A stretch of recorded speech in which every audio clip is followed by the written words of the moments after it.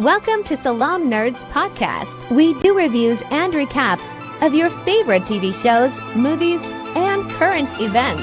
Yo, it's Salaam Nerds. My name is Steve, aka Watch Me Beat. I'm here, my boy Jazz. We drop live episodes on YouTube on Sundays, Tuesdays, and Wednesdays at 10:30 p.m. Eastern. Thank you to all our supporters. Please help us by subscribing and leaving a good review on Apple Podcasts and Spotify. All episodes can also be found everywhere podcasts are found. Yo, Salaam Nerds. It's your boy Neebs, aka Watch with Neebs, and I'm here with my co-host, Nuv the Poet. How are you doing, Nuv? I'm doing well. How are you? Not to be confused with Nav, who was in the freaking show. Yo, my friend. So I had a friend come over to watch with me, and he was like, "Oh, of course." He just made the joke, but yeah. That's so funny. So Nav is a Punjabi singer? Rapper, Punjabi rapper. Yeah. I have heard of him. I definitely know who he is, and I definitely know his songs, but I can't think of him off the top of my head. Yeah, I don't know his music personally. I've never bothered to listen, which I don't know if that's like a crime to not listen to a fellow Nav's art.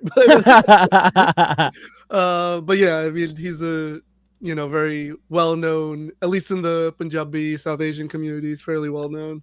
I mean, Pat McAfee said it as if he listens to him all the time. Pat McAfee knew who he was, apparently. What's it call it? Can you hear me? Oh, my mic got disconnected. Oh, did your mic get disconnected or something? My mic got disconnected. Okay. we'll wait for you. Wait, no, your mic, I can hear you. You can't hear me. Hello? Yeah, we can hear you. You can't hear me. Oh, now I can hear you. Okay. Yeah. So as I was saying, it sounded like Pat McAfee definitely knew who he was. Yeah, I guess so. That's funny. All right, so let's figure out what we want to talk about.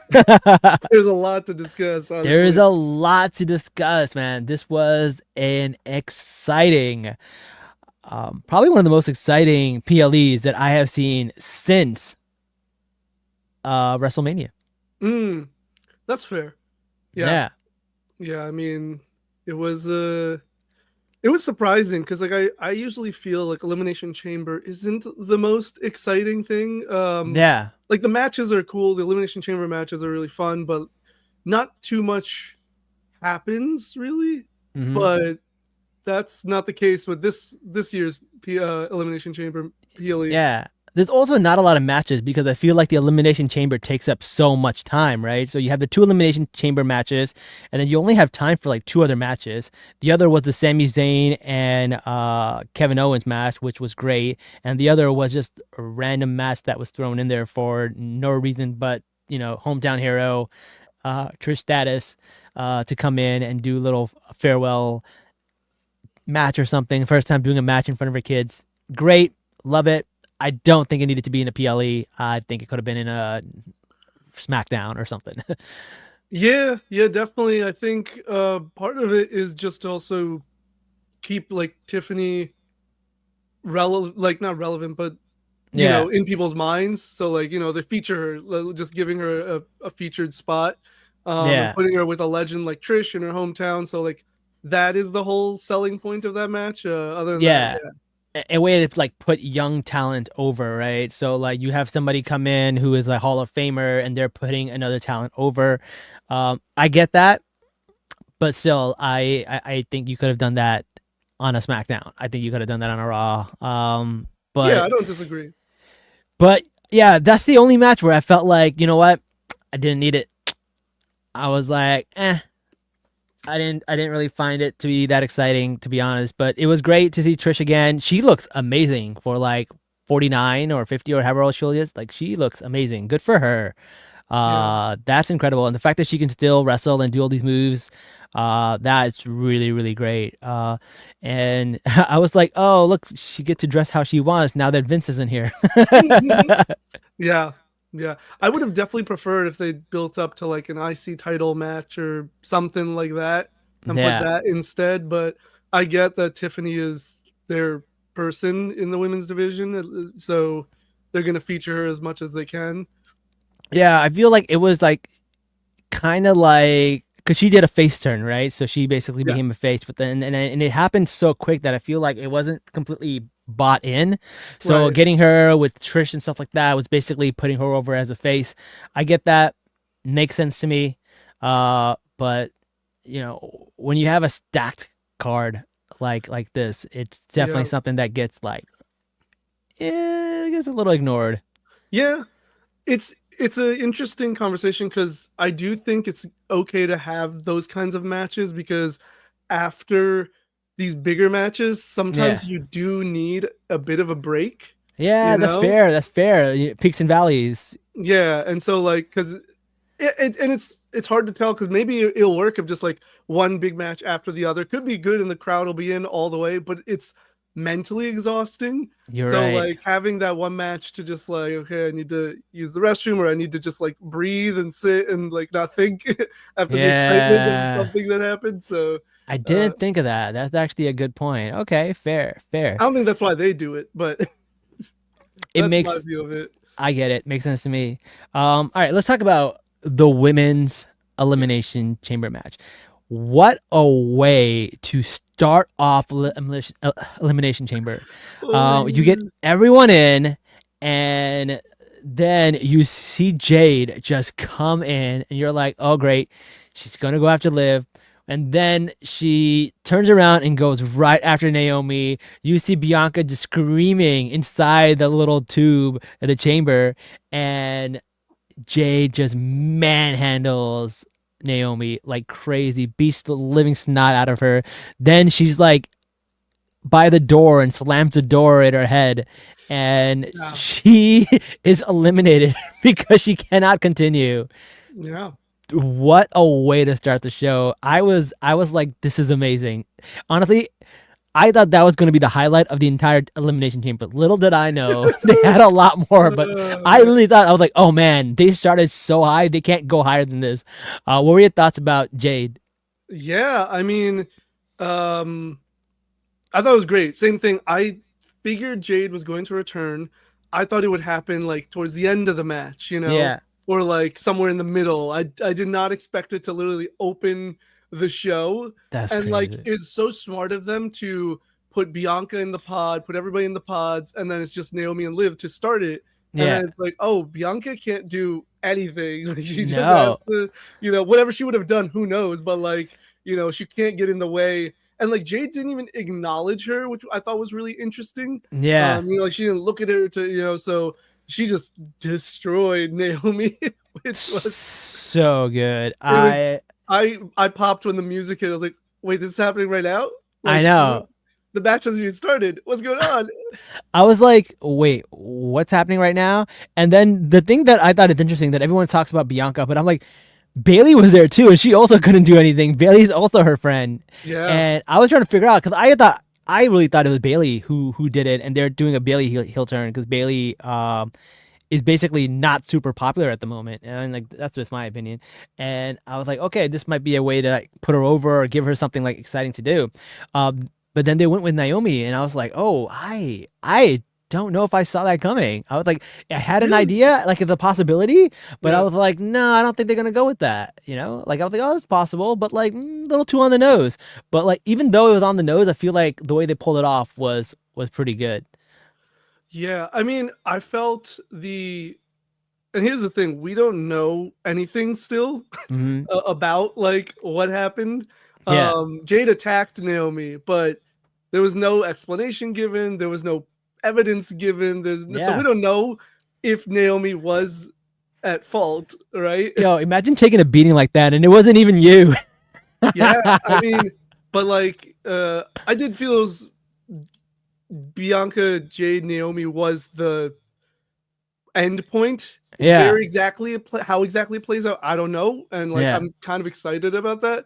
But yeah, I thought it was great. I thought it was a really exciting way to start the show. Yeah. Start the match. Just injecting a little bit of unpredictability because like a lot of the times, like I said, when those spots happen, they usually happen in the middle or the end of the match, right? Like Yeah.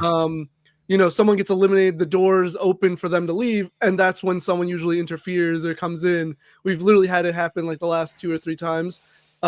So doing it at the beginning was the shock. Like Jade showing Yeah. up wasn't so much a shock, but doing it right at the beginning, I was Yeah. like, wow, this changes the dynamic of the match entirely.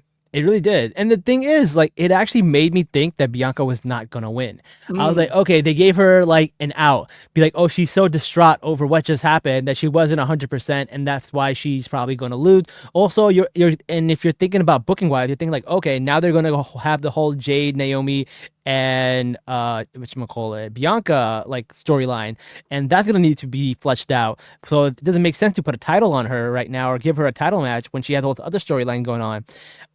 And then I'm like, okay, so it's probably going to be like Alexa because she just came back and she's very popular. Her doll literally sold out within seconds. All her merch is selling out. She's very popular, and they did the same thing they did with Charlotte Flair. Like, as soon as she came back, they gave her like a title shot, right? So I was like, oh, great. Now they're just going to do the same thing they did with Charlotte Flair.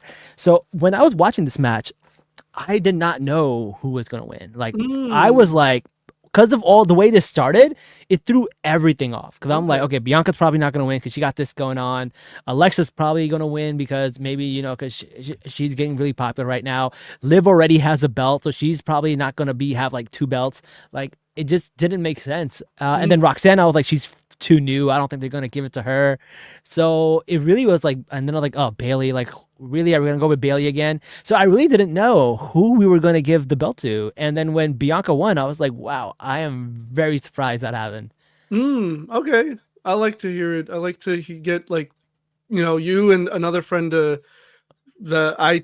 he recently got into wrestling too. So like I like messaging you guys or talking to you guys and seeing where your like minds are at with these things. Cause like I put Bianca, Bailey, and then Liv as like the top 3 candidates to win the match. Yeah. Bailey, because the last 2 WrestleManias, Rhea has beaten each of the a horsewoman. So it's Charlotte, Becky, Bailey, and formerly known as Sasha Banks, currently Mercedes Moné in AEW. So they were dubbed the 4 horsewomen of NXT, and they really like helped to revitalize women's wrestling in the WWE. And so at 39, Rhea beat Charlotte. At 40, she beat Becky. So I was like, oh, it could be Rhea Bailey, as to kind of follow that trend. That would make sense. Okay. It could be Bianca because, like, especially since they took the titles off of them. The week before, I was like, oh, well, now it makes sense for it to be Bianca.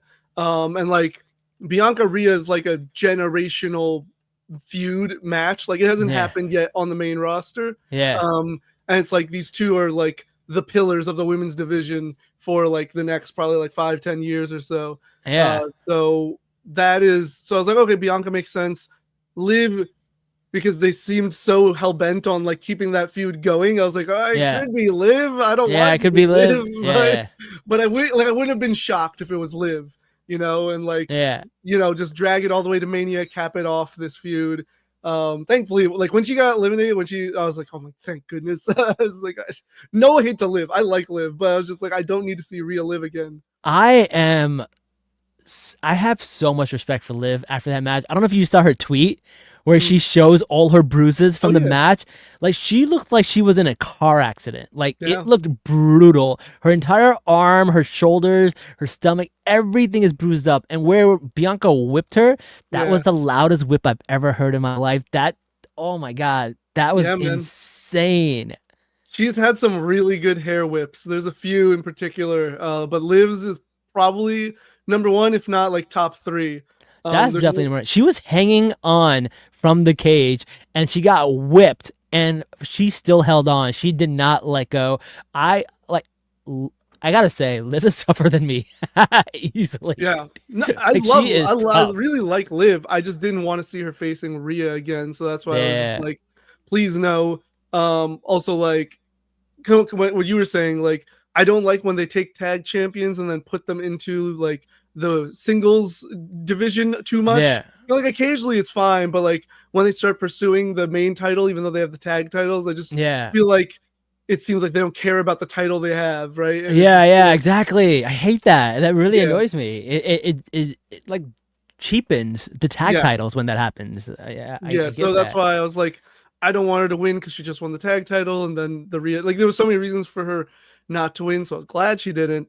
Bianca made the most sense, at least in terms of like, also not just sense in terms of story, but also sense in terms of like excitement. Like I like Bayley, but I get why a lot of people may not be fans of Bayley or too high on Bayley. So I could see how that wouldn't be like the most exciting thing if she were to win.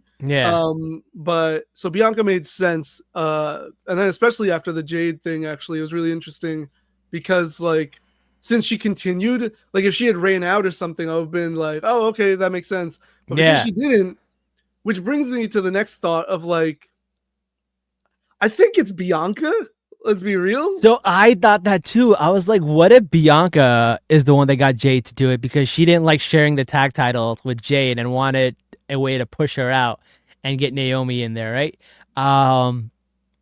That would be crazy. But I don't know. I don't know about a Bianca heel turn. She's like the equivalent of Cody. Like you can't make her a heel yet. She's like the most popular female wrestler with all the girls. Yeah. I mean, but she's the real role model than Bayley. But yeah, I think they're loosening on that, right? That whole like view of things. Like Bianca's been a face, I think, the entire time she's been on the main roster. She was a heel in NXT, but since she came to the main roster, she's been a baby face. So she's had like 4 or 5 years now of being a baby face. So I think it's okay, you know? And I think there's a lot of interesting directions you can take it. You know, I don't know if we're jumping to Raw yet or like, you can jump to Raw. Because in order to continue that, we have to talk about what happened on Raw, which this shocked me. Joe, I can't believe that. I was in shock. I was sold on this just being like a thing for like just for a good match to have, you know, on the Raw, right? Io versus Rhea Ripley. I was like, oh, they're just putting Io there so like Rhea can look good and like the match is like just a good match. And then Io wins.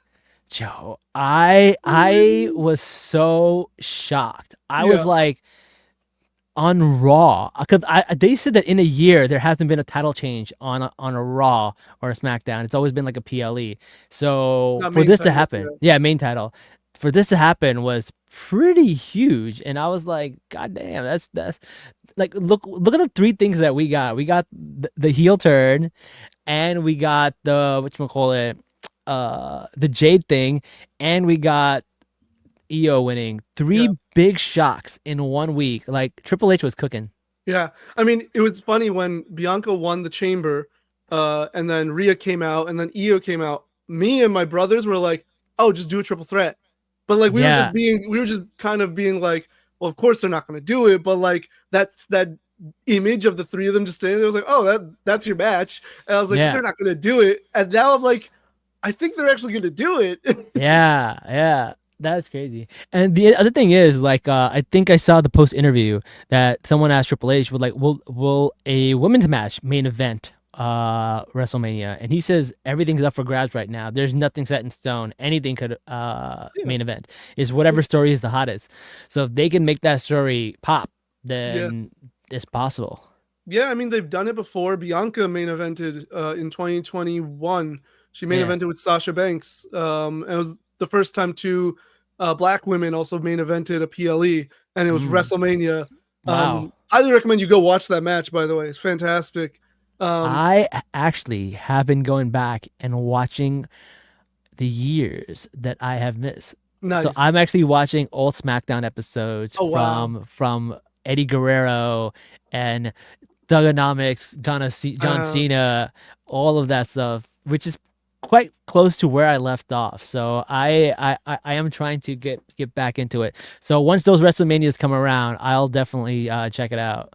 Yeah. But yeah, so to me it looks like we're going for a triple threat. But the part that confuses me is how does Jade factor into all of this?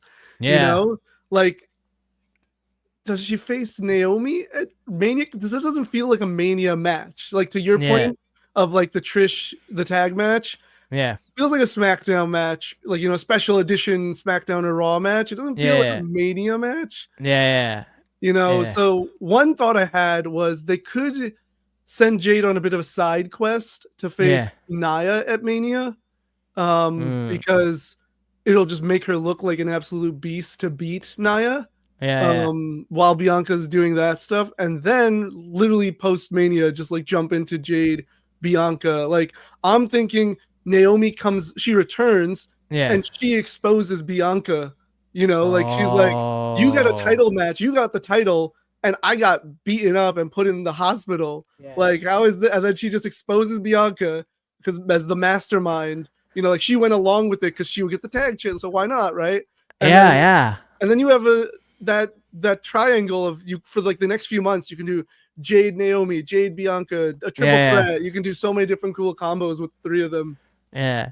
And then the other thing, going back to the EO match, like I feel like the storyline for Rhea is getting kind of good too, because it was really going stale with the Liv thing, and now it's like she lost her man, she lost her title, she lost all her friends, she lost Damien. She's basically like alone, like she's at her lowest. Yeah. And I think that's a good storyline to see her like come from there to pick herself back up. So it actually makes me like root for her again, because it was going a little stale. It was just her coming out and just eradicating everybody and beating the crap out of people, right? Yeah. It was just too much. And now you get to see this person kind of like humbled and pushed down a little bit. Even though they didn't like, they made it so like, oh, she got distracted by Bianca, that's why she lost, which is good. It keeps her like, her reputation safe a little bit, but still she lost. She lost everything. And I even liked that she said it was in the post-show promo that she had. She got like interviewed by, I think it was Kathy Kelly or something, and she was like, I don't blame Bianca. I don't blame Io. I blame myself. Like that level of humility also humanizes her. Yeah. Of like, I got to distracted and she brought up all the things of like, yeah, I've lost. Maybe that's what you're even referencing. She was just like, I've lost everything. I'm all alone. I don't have anyone. And it's like, even when they said like, oh yeah, you don't have like Damien's not here anymore. I was like, oh yeah, I didn't even think about it that way. Like, oh, that's a good point too. So yeah, it'll be really good for her to like have to kind of find her mojo, get her mojo back. And like, I didn't even know that she's never beaten Io. I didn't know that either. That's such a cool fact, and then it continues. So like, if she gets put into the match, it's like, okay, well then Rhea needs to win this because she needs that win. But it's like Bianca won the chamber match, so she needs to win. Io's trying to like, there's so much stakes for each of them, right? Yeah. To win, and like that's really exciting because if it becomes a triple threat, I genuinely don't know who wins. I have no guess, honestly. Could be anybody. And I really like Io. Like Io is like someone who I just love to watch. I think she's so much fun to watch, and she just has this like she obviously can't speak that much English, so her promos are like not at that level, but like the way she like emotes in the ring, you feel like her. And I really do enjoy her matches, so I was really, really happy to see her win. And the fact that she did moves from like all her like damage control people while she was doing that, I thought that was pretty cool too. So good. Yeah, it was I loved that so much. It was so unexpected too. Like it's a small thing, right? Yeah. Like it's nothing crazy, it's nothing special, but like it humanizes her too, because it's like, right, she's inspired by her friends that she uses, like it's like, oh, do they like trade moves with each other, kind of like teach each other's moves to one another, but it's just like, oh, like she's so inspired by her friends and like has this group that she like really like depends on for support and encouragement, and she channels that within the match itself. And I was like, that's so good. That was really cool. And especially like since like Osaka is not even on like the roster at the moment, so like, and she did her move that was both cool. Her and Kyrie are out right now with injuries, I believe. Injuries, what are your thoughts about her being the first ever two-time Grand Slam champion or something like that? She was that's crazy. But some people are fighting that, saying, "Hey, it doesn't count because now we have mid-card titles." But according to the Wikipedia, the mid-card titles are not counted yet. So I don't know if that applies. Yeah, I mean, like they just got introduced, so it's like the technicality. Yeah, I'm sure. Like now, I don't know actually when the definition changes, right? Like, but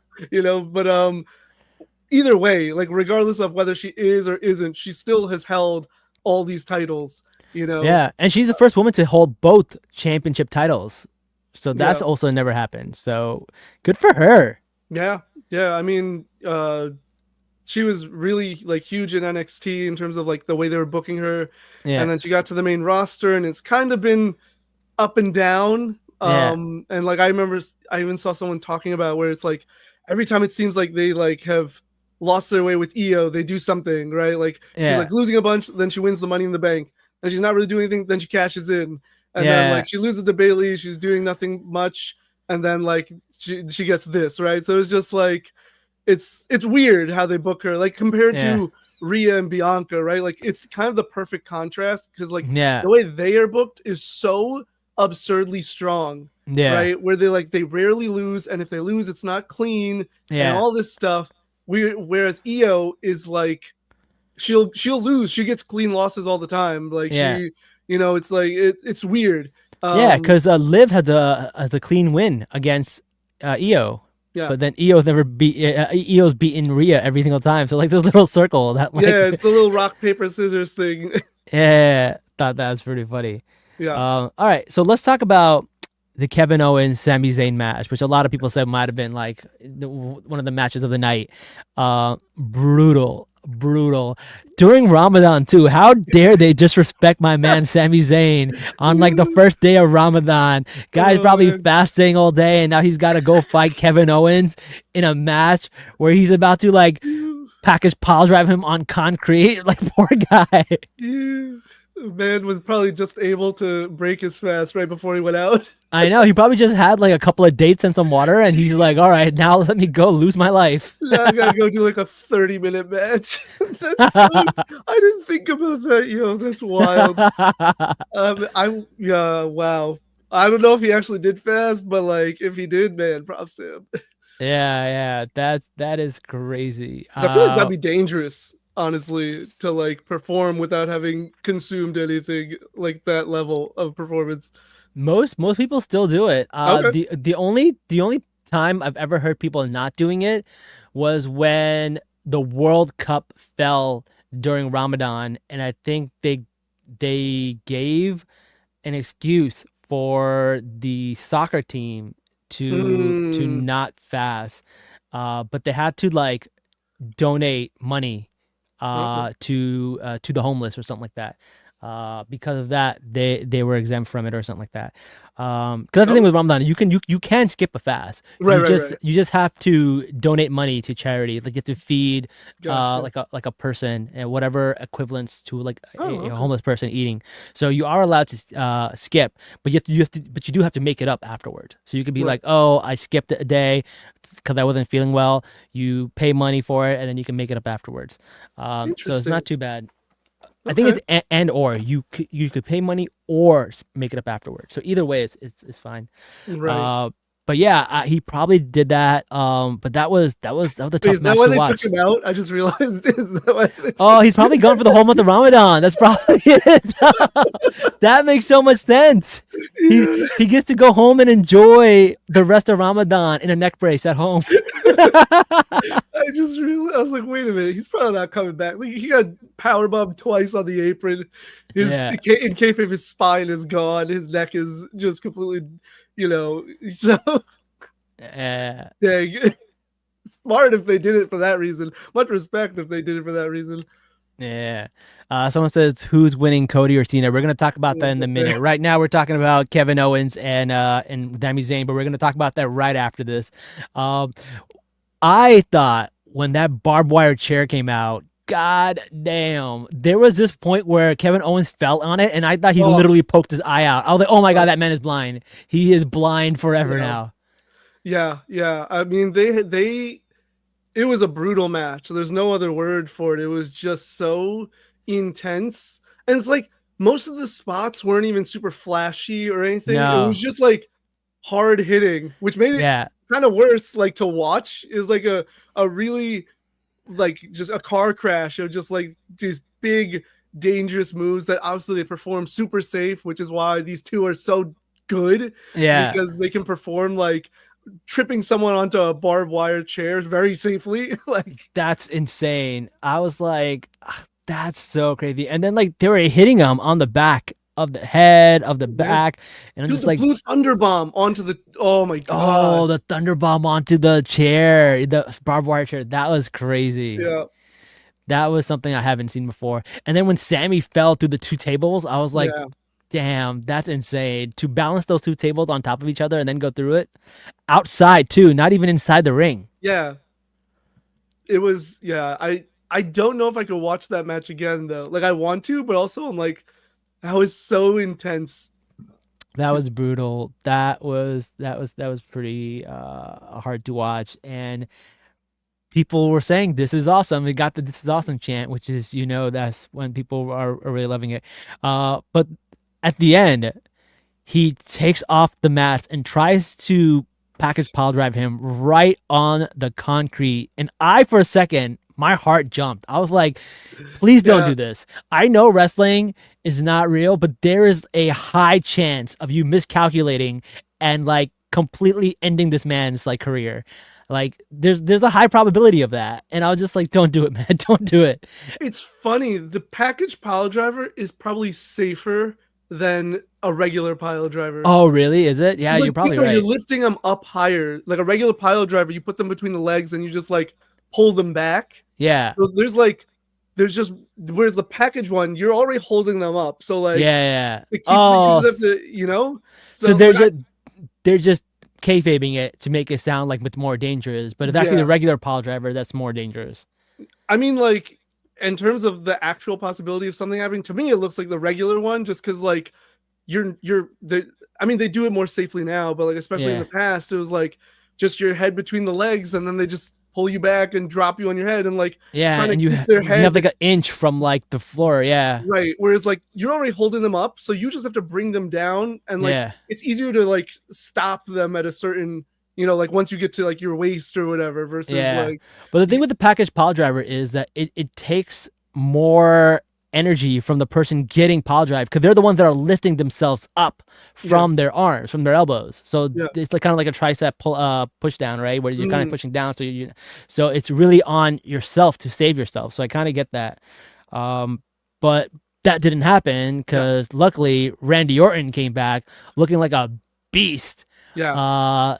That was wild, and I was excited to see that. And then basically, like, he beat the crap out of Kevin Owens, save Sami Zayn, and then he was going to do a running knee hit or something, which apparently the move he hasn't used in a while, that was banned. Yeah, so it's a punt kick. So he kicks you with just, it's just a kick. It's almost like a penalty kick, right? It's like Oh, kicks okay. you he kicks you on the head. Yeah, he used to do it a while, and then it was banned, but then it's been brought back, you know, ever since. Like, so I don't know, even right now in like kayfabe it's a banned, but like Yeah. it's been brought back. He's used it on people. He first started using it during his Legend Killer gimmick. You'll actually probably get there soon Yeah. enough. But he was fighting, because this is when he was young, right? He's like mid-20s. Yeah. He was fighting like Rob Van Dam, Shawn Michaels, Ric Flair. Yeah. He would punt Dusty Rhodes, Mick Foley. He just like would punt them all in the head and just like take them out, you know? And so it's become known like as a very, like one of his really like the RKO is his finisher move, but when he goes for the punt, it's like the package pile driver. So it's actually a really cool like kind of parallel they've created in that. Like it's like punt versus package pile driver. And so but he didn't get to do it because for some reason that's when before, when Sammy's life was on the line, they didn't do anything, but now that Kevin was, they did it. That's Islamophobia, bro. I mean, They let Sammy take all the beating, but no.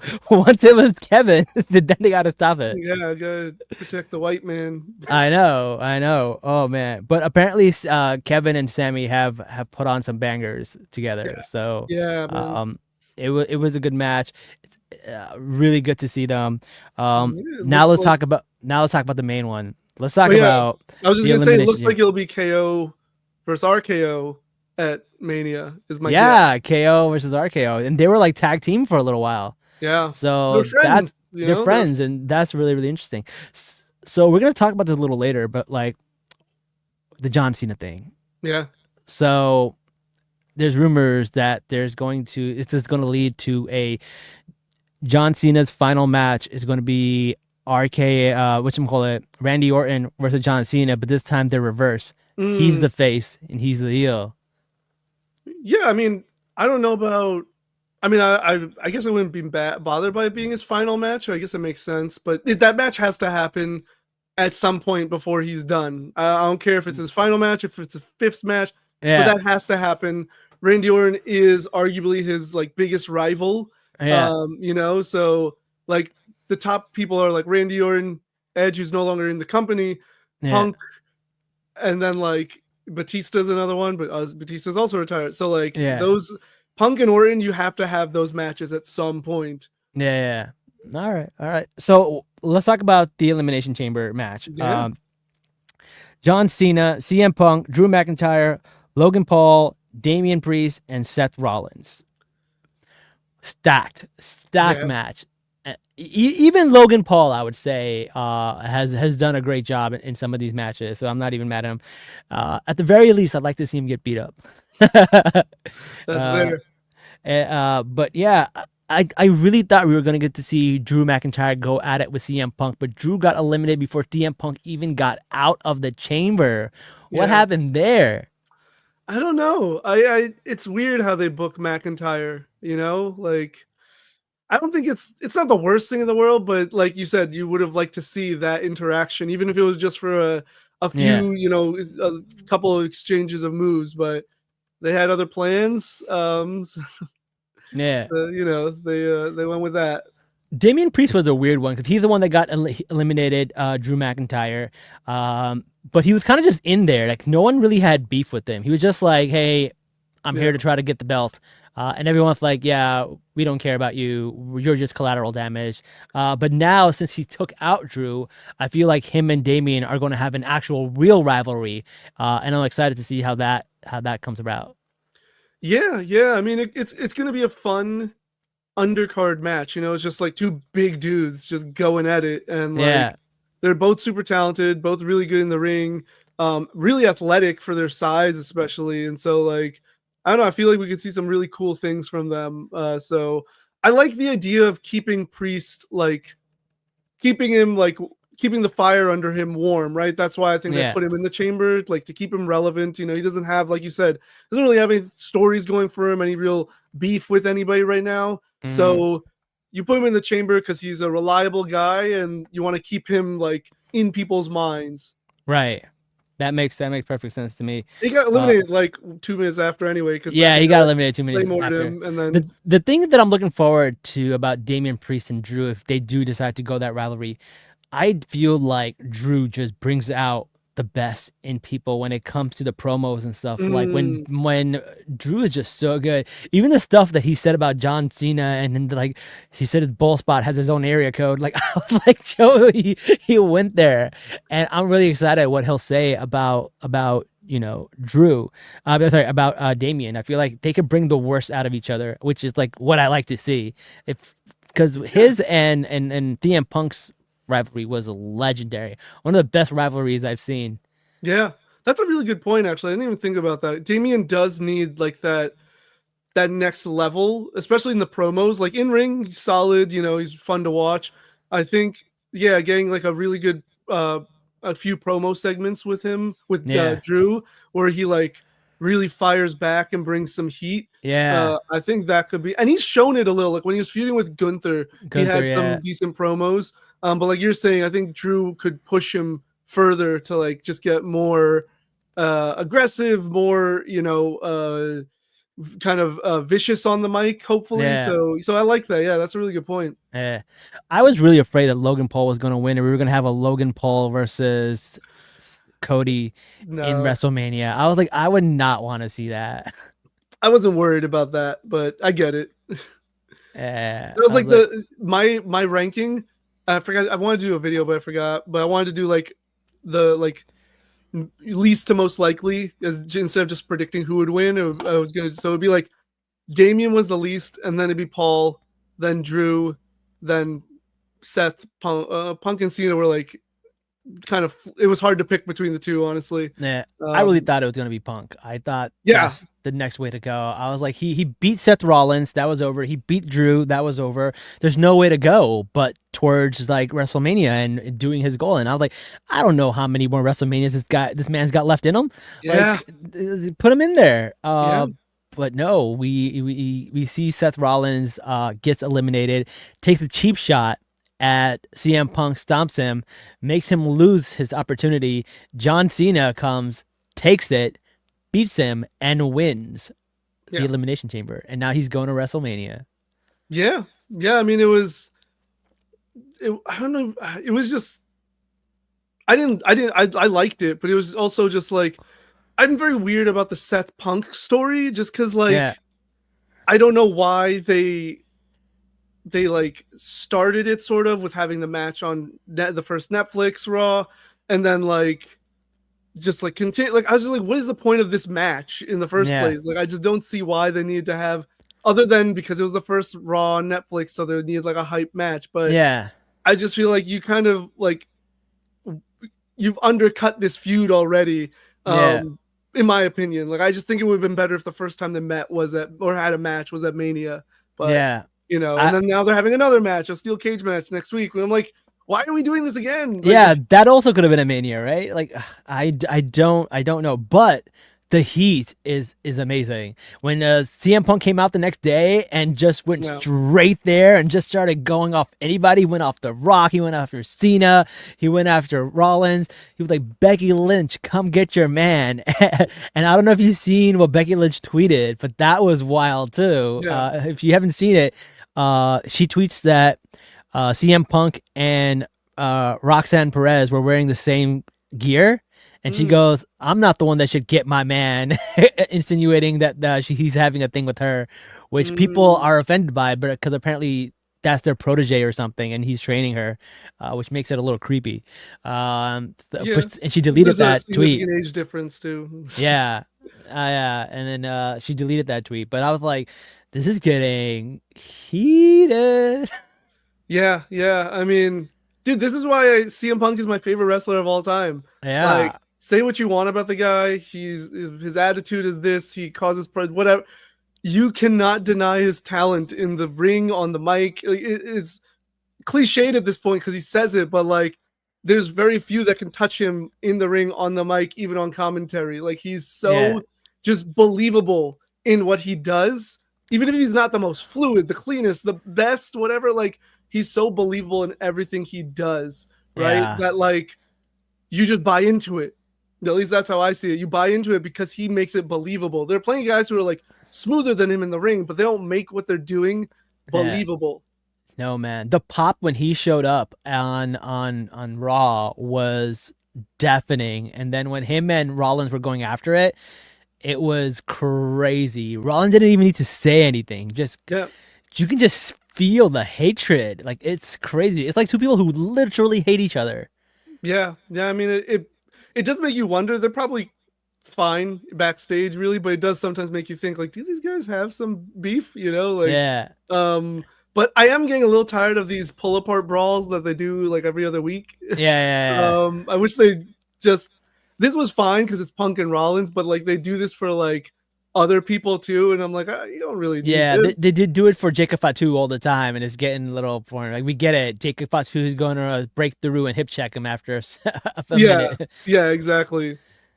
I think they did it for Gunther and Jay a couple of weeks ago as well, and I'm just they did. It's like, this is becoming. They need to do a better job of hyping that storyline, because I am not hyped for Gunther and Jay at the moment. They need to build that up, because all it is Gunther beating up people and Jay coming in to save them, and then people saying that Jay is going to lose and he's going to crash out, and like I just don't care at the moment. Like they got to make me root for Jay, man. They do something. Interesting. I actually feel the opposite. Really? I've been more, not that I'm like super invested, but I've become more invested since Gunther started just bullying the Alpha Academy. I'm just like, I was just like, I liked that they got to a little shine. Like, obviously they weren't winning, but the fact that they got to give off any offense and like kind of catch Gunther off guard and like surprise him and the crowd and stuff. And then like having Jay be the guy who he's literally doing what Cena would do. Cena would just come out and help any like lower card baby face that was being bullied by a heel. This is literally what Jay is doing. And so it's like, yeah, that's what they do with their like top baby faces to like really engage the crowd, like get the crowd to like appreciate them, because like like look what a good guy Jay is. Like he doesn't have anything with the Alpha Academy, but he's coming out to help. But I also just like Gunther is just like using them as like a kind of like insert for Jay. Like they're no different. Like Jay's no different than these guys, right? Who are like funny and silly, and they do their like their shtick, and it's just to entertain the crowd. That's Jay, right? So he's like beating up people that he feels Jay is very much like, and that's where Jay belongs. And like they still have time to like really maybe kind of hammer that in a bit more. But like I think it's good setup for really like bringing that point home. I agree. I just think that, like they need to do it a little bit more. I don't know. I just feel like it was losing steam for me after like the first 2 times.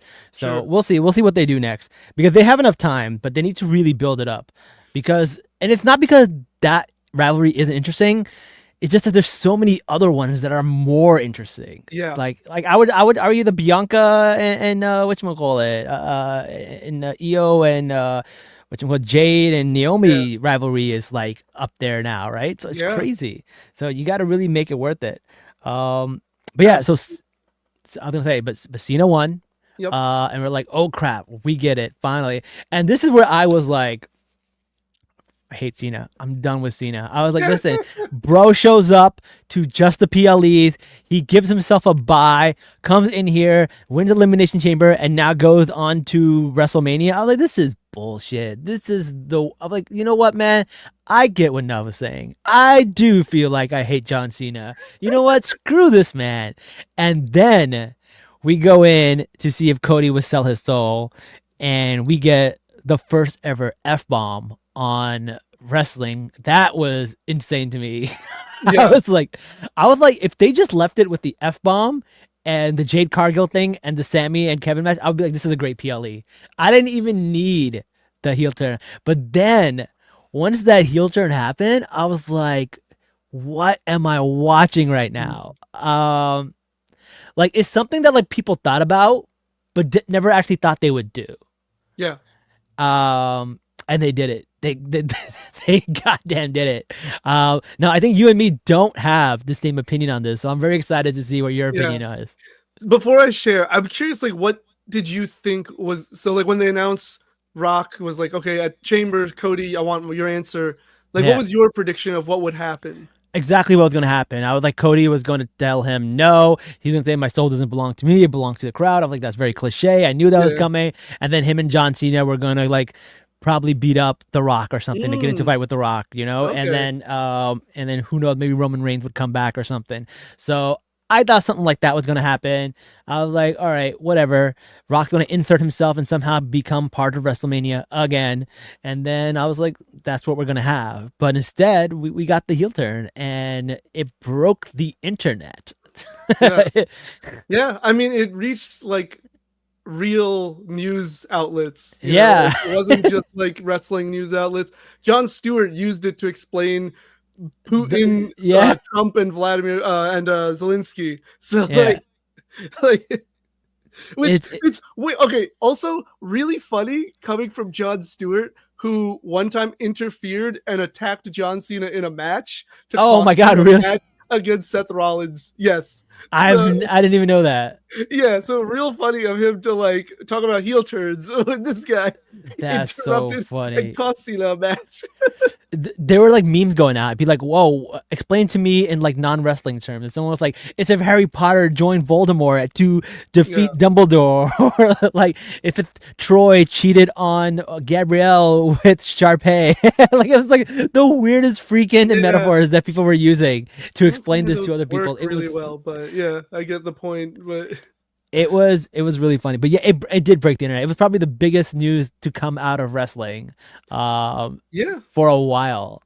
Yeah, I mean, John Cena and The Rock are like the two names most synonymous with wrestling that non-wrestling fans know. No, yeah. You know, like some people outside of wrestling know Taker, Reigns, this kind of, but like pretty much everyone knows who John Cena and The Rock are. Even if they've never really watched wrestling, they know they are from WWE, who they are. You know, so like it makes, and like The Rock is the biggest star in Hollywood. Half a billion, like what was it? Half a billion followers. Yeah, whatever he has, and all his things that they say, you know, the number one A-list, whatever it is. I don't know. But so it would make sense that this would reach non-wrestling outlets and like really like break the news, like be breaking news for like your average person. And the moment was great, right? Like I think the way they did, like the attack itself was very like visceral and brutal, and like it wasn't just like, oh, one shot and then like, okay, no, like he like Cody. I'm kind of curious to see Cody, because it looked like he had really got hit with the title belt, because it looked like his face was legitimately bruised. People are saying that it was actually Travis Scott hitting him in the head in the eardrum that actually messed him up, because no one told Travis Scott that wrestling is fake. He was just out. Why was he even there? That was the worst part of it. I mean, he probably wasn't lucid enough to even know, even if they did tell him. Pat McAfee like, he's got Sage. I was like, yeah, I'm sure that's Sage, dude. Like, get out of here. Even Rock said after the press conference, he was like, I get like a contact high when I hang out with Travis. I was like, you're insane, dude.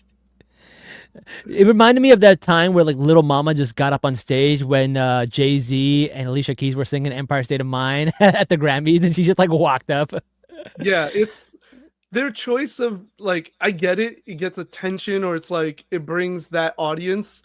But like sometimes I'm like, I don't know why you bring these people other than that. Like sometimes I'm just like we all have our feelings about Logan Paul, but he's clearly a fan of wrestling, right? Yeah. Clearly, Bad Bunny, clearly a fan of wrestling. Bringing them works because like they take an interest in, like they actually value like the product and the art form. Yeah. But like I don't know if even George Kittle is like a real fan of wrestling. Like he's a huge Penta fan, by the way, which is amazing. He does the taunt in his game, like when he's his celebrations. He does the Cero Miedo. That's so funny. So like there are people who like genuinely like wrestling and appreciate it, and then there's people who are like, well, I get more clout essentially. That's how I feel. I don't obviously know Travis Scott, but like that's how it came off. Yeah, you know? it was weird. I didn't like it. But like whatever, I wasn't really paying attention to him that much until he started like. He basically pushed Cody back so far when he was pushing him up while John Cena was holding him, and I was like, yo, he's gonna snap his back, and John Cena quickly pushes him right down to prevent that. Like John Cena saved him, and he's like, what the hell is Travis Scott doing, bro? Yeah. So like I get it. If you're gonna be there, at least know what you're doing. Even like ISO Speed when he was up there, listen, he did his thing. He got his ass kicked. He took a bump. And he left. Like you saw him after, his entire leg was skinned, and bro took it like a champ. But other people, like, I didn't really love that with Travis Scott. But back to Cody and John Cena. Let's talk about it. Yeah. How are you feeling about this? So, I don't like this because. I'm not. It's not like a kayfabe thing. Like, oh, I can't believe Cena like turned his back. Like, it's nothing that. I don't think we have been shown a valid reason for him doing this. You know, like, but like then you're doing it retroactively, is what it feels like to me, right? Like if he comes out and he's just like, oh well, I needed to win my 17th championship, and this was the only way I saw how. I'm be like, why? Like you've won the vast majority of your matches. You're already a 16-time world champ, which you did all on your own. Why do you suddenly feel like, oh, you need to, like, to me, the story, it lacks actual, like, it just doesn't make sense to me. It doesn't make sense why he would do this. I don't know. I'll have to wait and see, because I think they have an idea. I think they have a story. I don't think they're just winging it, because he already started tweeting a lot of cryptic stuff online and on Instagram and Twitter and stuff like that. So I think they have an idea. We'll find out. Maybe it's satisfying. Maybe it's not. We'll see. But I am looking forward to it, because I don't know. I feel I've never been this invested into something. Well, so sorry, go ahead. No, go ahead. You go ahead. So this is the other thing, is like, you've missed the entire John Cena era. I did. Yeah, you're I right. have watched the entire John Cena era, and his whole character has been that, like, literally, it's never give up, it's rise above hate, it's hustle, loyalty, respect, right? Yeah. So you've decided this is the character for 20 years. Yeah.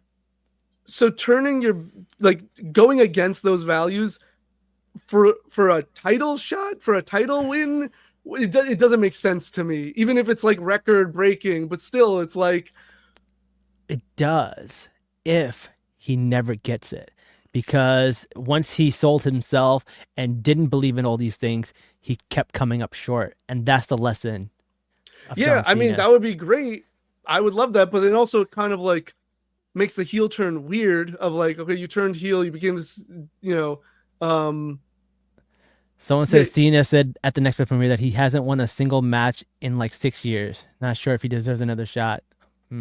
Yeah, he hasn't won a one-on-one match since 2018. Okay. But still, that doesn't...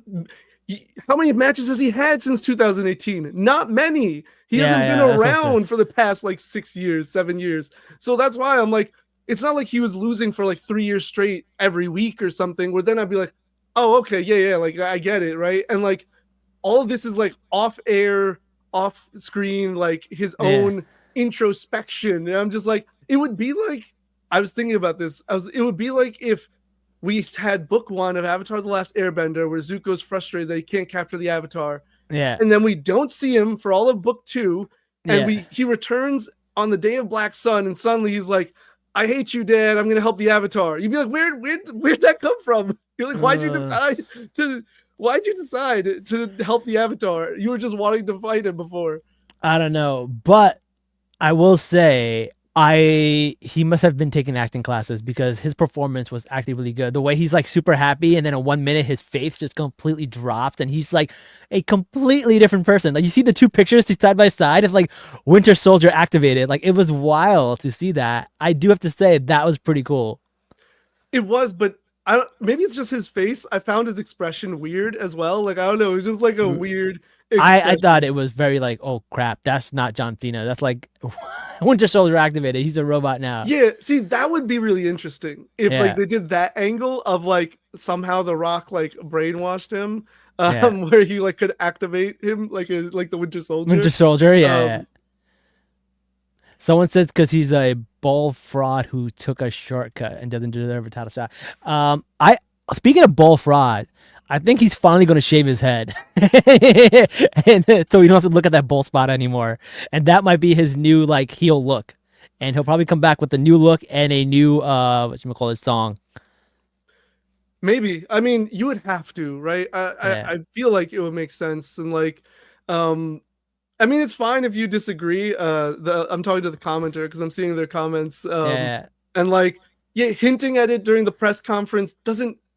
But there's no logic for it. This man has literally been put in so many other situations where he could have done that, and so he didn't. And you're telling me after 20 years of being all this, suddenly like your mind doesn't just change that quickly. It just feels so lacking cohesion of why. But it's like also a little mixture of like kayfabe and not kayfabe, because I think Cena has said that he wanted to turn heel. They had the music ready, they had everything ready, and Vince was not going to let him.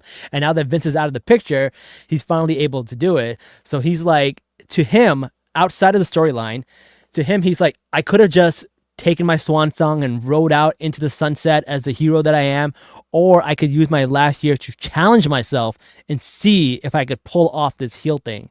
As a person, I kind of respect that outside of storyline.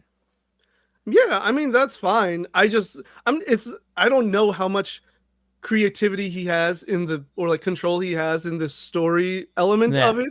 So I'm not even like critiquing him. It's more of just like the writing itself. Yeah. It just like feels very disconnected is my issue. It's just like, it's like, what if Thanos just started helping the Avengers to save the world? You'd be like, what? Why? Where did that come from? What reason did he just... What? To be fair, that does happen in What If episode 7 for season 1. Like, yeah, but that's an AU. This isn't an AU. This is the main universe, you know? And so just like there's little hints. People keep saying there's hints. Oh, he's lost a bunch of times, but like never has he come out and expressed any sort of like frustration over those losses. He was just like, he would disappear, then he'd come back. He was like, hey, Roman Reigns, I'm challenging for the title. And then he would lose, and then he'd disappear, and then he'd come back. He'd be like, hey, I'm going to fight you for the US title, Austin Theory. And then he would lose, and then he'd leave.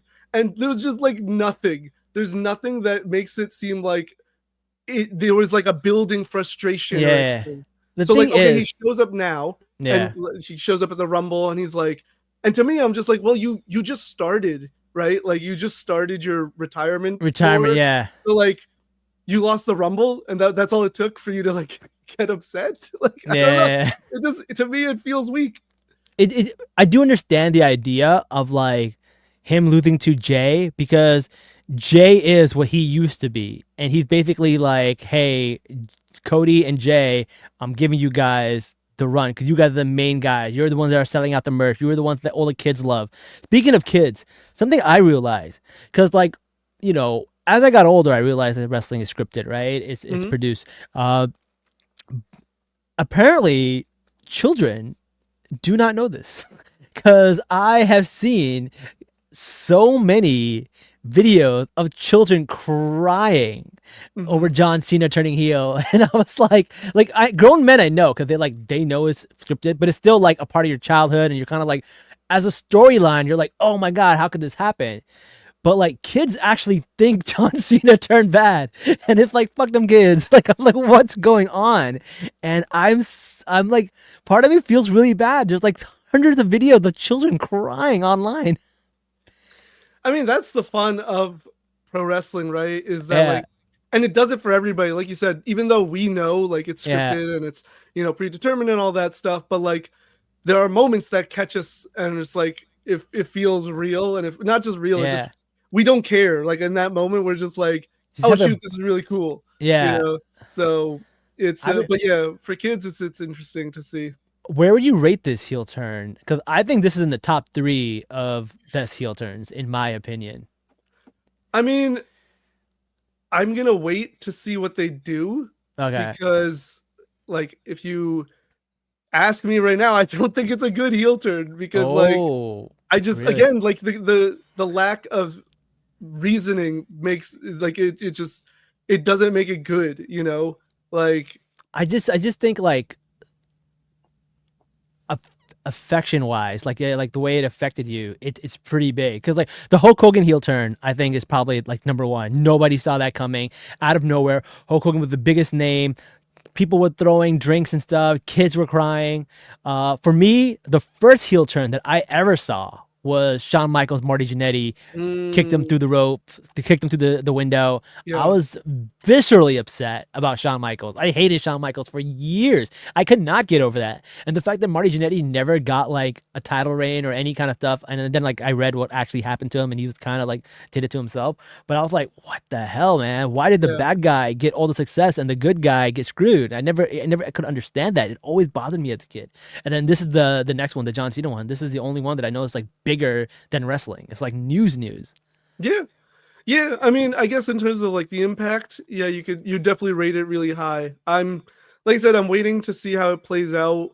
But like as of right now, I'm not a fan of it. But this is the thing also, I've never cared for Cena. Like I've literally watched him since he debuted, and I've just never cared for John Cena. And then that feeling has only grown because like he then became Super Cena and he was winning all the time and he was burying all these guys that I thought had potential.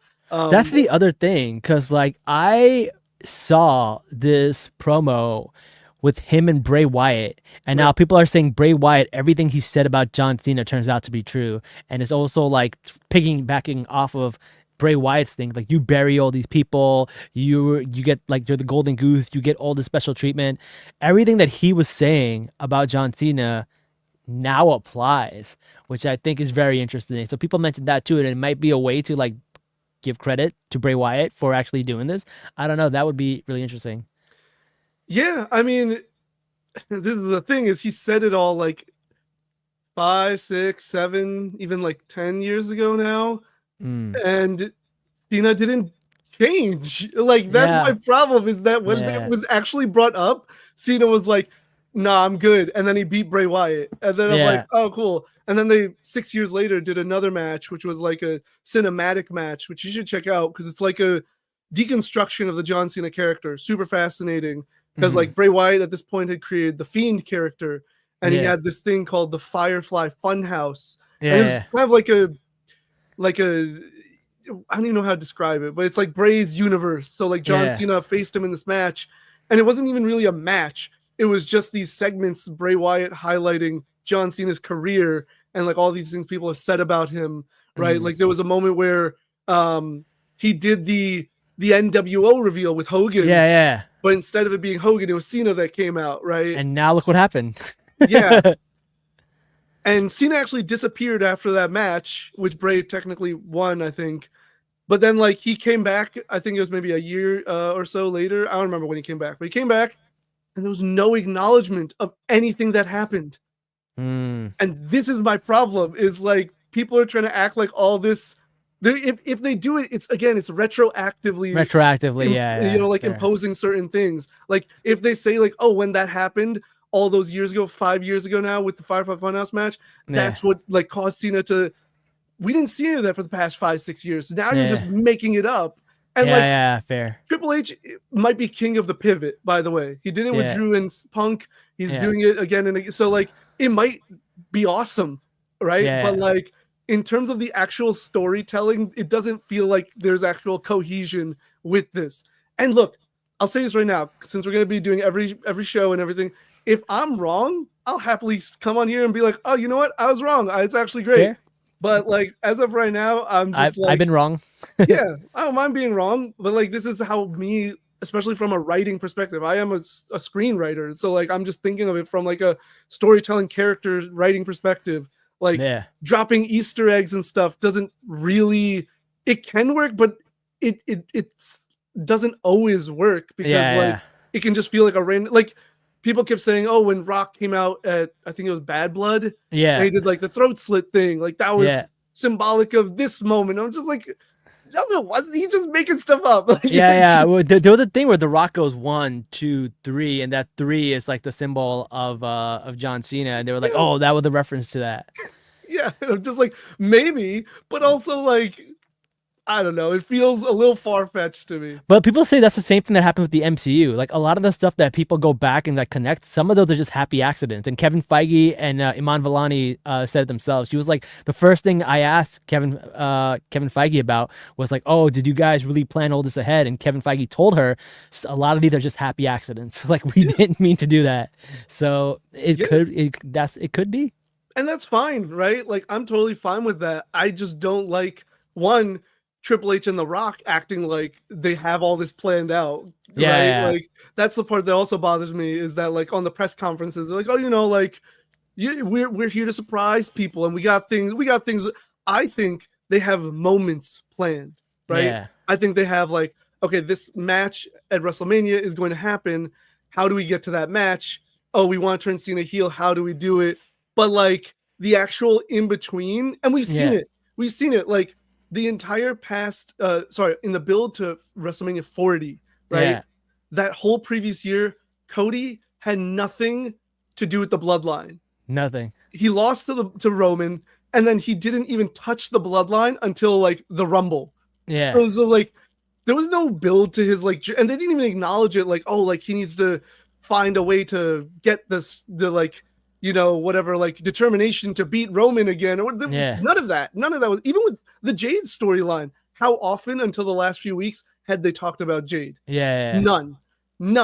This is the thing WWE does. They talk about long-term storytelling, but like long-term storytelling isn't just like, oh, 6 months down the road, we want to do this thing. You need to have a plan for like a month to month, maybe not week to week. It's a lot of time, but like month to month, you have to keep like reminding people, touching on things. And they don't do that. They don't build a character's like journey to getting to that point of like, I mean, this makes sense. A lot of it could be like the wrestler's schedules and like other factors that factor into that. Because I think that's the thing with Jade. They said the Jade schedule, she wasn't ready to come back.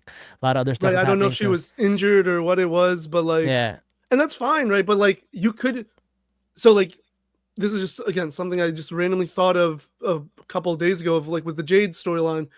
The thing they did with the Liv and Raquel thing, right? With like, oh, we have video footage. They could have done that like months ago with other people and then Bianca didn't even seem to care that Jade was out. She just like got Naomi and then they became tag partners. And maybe like that's the point that like that could be part of it. But like I think it would have been more convincing if she was like seeking out all these people that were around the scene of the crime, right? So it's like Liv and Raquel are here. Oh, like Chelsea was over here. Chelsea, what are you doing? What are you doing here? And like then they have a couple of weeks feud and you find out it's not them. And just like you could have done these kinds of things. That's just how I look at it, is like there should be more consistency when telling the story. Like sometimes the Easter egg stuff works, sometimes it doesn't. And for me right now, the Cena stuff, the Easter egging of it, like little subtle things, not working personally. Really? All right. Well, for me, it's definitely working. But like you said, I don't have the whole history with John Cena, right? Like, and people say that he's never been a heel. Like, I've only known him as a heel. I've known him from the Thugonomics. 2-3 years max. So I was like, I remember. First of all, John Cena was a pretty, like, he would be canceled in today's day and age. He would be transphobic jokes, homophobic jokes, fat jokes, slut-shaming jokes. Like, he would do such bad stuff. He would be so canceled today. So, he still would do that. In, like, even 2010, 2011, he had some of those. And I'm just like, this is your hero that everybody says is, like, this really nice, good guy doing Make-A-Wish? The guy who, like, makes fun of a woman for being overweight? Like, really? That's the guy? Like that's I mean, that's the character. I mean, I don't get that. But then again, it is Vince back then, so But like again, and that's why my issue isn't obviously with Cena. Most of it, some of it is with Cena, but like most of it is just like the writing of this character. The writing, and like I don't know if you saw my video, but I did a video of like 5 times he could have turned heel I think would have made more sense than right now. And like. The other part, we didn't touch upon this. So, supposedly, because now I don't trust WWE with anything, but supposedly he's done at the end of the year, right? Yeah. So you're telling me he's going to be heel for like, what, 6 months, 8 months, 9, all the way to the end, and then turn face in his last match? Like, because he has to be, I don't know. I think maybe he doesn't. Maybe he'll be heel all the way through his last match. But I imagine people will cheer him by the time he gets to his last match. So you might as well turn him face. Might as well turn him face. Yeah. So you're doing this like brief heel run. Just, I don't know. It feels abrupt. It feels rushed. It feels just like not well. Well, it definitely feels rushed if he only shows up at PLEs. Like he needs to start showing up to like actual events. That's the other thing. The second it happened, I was just like, well, we're definitely not going to find out anything about it until like maybe 2-3 weeks in. We need to find out this week. I'm gonna be so mad if they don't touch about this week. I need to find out on SmackDown. No, we're not going to hear it. I doubt it. I don't think Cody's going to be there on SmackDown because he's going to be selling the injury or something. Because you got Orton and Jade have been advertised, so I don't know if Cody's going to be there. I doubt The Rock is going to be there. I doubt Cena's going to be there. I could be wrong, obviously, but like. I don't see him showing up very regularly, which means Cody also has to carry this feud now, which is another frustrating. Like, that's the other part is, like you said, he should be there pretty regularly. If you're going to, like, make the most out of this heel turn. Or, like, they're probably going to pitch it like, oh, like, look at how heelish he is for not showing up. And, that's probably what they're going to do. But, like, that's just you being, whatever, contract issues or whatever, your contractual obligations versus like actual storytelling. So I get that. Like I want to see him Haha, funny enough. But like, Now you can see. People are saying now that he's a heel, we can see him now. but like, if you're gonna do this big thing, he should be there regularly. Yeah. Like, I not every agree. week, but you know. I want to see his interaction with R-Truth. That's what I want to see. Yeah. That's what I'm here for. Yeah, I mean, there's a lot for them to still do Yeah. in his time. Like we said, Orton, he's got his match with Cody, Yeah. potentially a title run. I don't know if he's gonna, but like, it almost makes sense for him to, like, I'm conflicted on if he should. That's what a lot of people are saying. People are saying, like, you can't be doing all this and have him lose at WrestleMania. He's going to win WrestleMania. That's how I feel too, but also, who knows, you know? Yeah. But like you said, Punk is another person.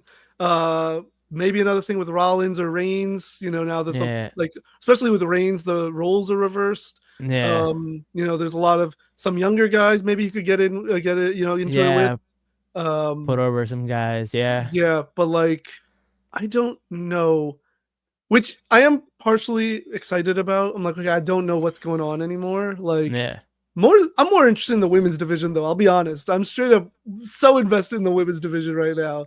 Like, any combination of Rhea, Io, Bianca, I'm all for. I'm a fan too. Yeah, and like, we'll see how this plays out. I'm curious to see what Punk does, because in that promo on Monday, he said, people think I've exhausted all my opportunities to get into the main event of WrestleMania. Yeah. It was like the first thing he said. And then he went on his spiel about Rock and everything. So I was like, wait, I was convinced he was going to be in a triple threat with Rollins and Reigns, but he could end up in the Cena match. Damn. I don't know about that. That'd be crazy. He's got the favor. Oh, he does have the favor. But that's from Paul Heyman. Like, what's Paul Heyman going to do? Paul Heyman's a good negotiator. He's a good, you know, maybe. Like in kayfabe, he's like this master, like, negotiator, and he can like, you know, worm his way into like getting Punk you know, or like maybe his connections through the Samoan bloodline. He can talk to I don't know. All right, we'll see. We'll see. Yeah. All right, but we are running over. But this was good to talk about, and I can't wait to see how wrong or right we're gonna be. So let's look forward to it. Thank you everybody for joining us, and until next time, guys. Salaam, nerds.